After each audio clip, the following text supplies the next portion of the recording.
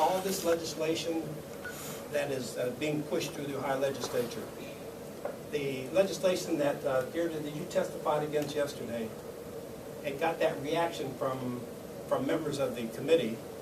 who are totally ignorant and lacking in this history. That leads us to a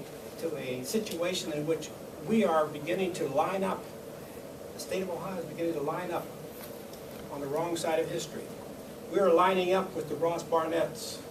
the Orwell Fobbuses, the Bull Connors, and those governors of the South who deprived blacks of the right to vote without ever using the word. They did it by coming up with what appear to be innocent, benign restrictions, and then said, well, you know, there's nothing here that deprives people explicitly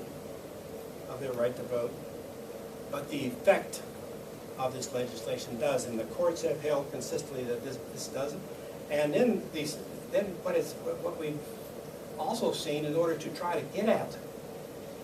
these strategies that have been formulated to restrict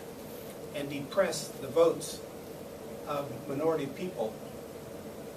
we have seen we recognize the necessity of using the courts in a variety of ways, and using the legislature, using Congress, through the enactment of a series of voting rights acts. And these voting rights acts are based upon a provision in the Constitution. If you read, and I urge all reporters who cover this subject to go back to the Constitution, because if you're going to cover these issues with knowledge, you have to have a context, you have to know the Constitution. Go back to the 13th, 14th, 15th Amendments, and you will find that after the language in those provisions, you'll find the language that says, Congress may, through the enactment of appropriate legislation, give effect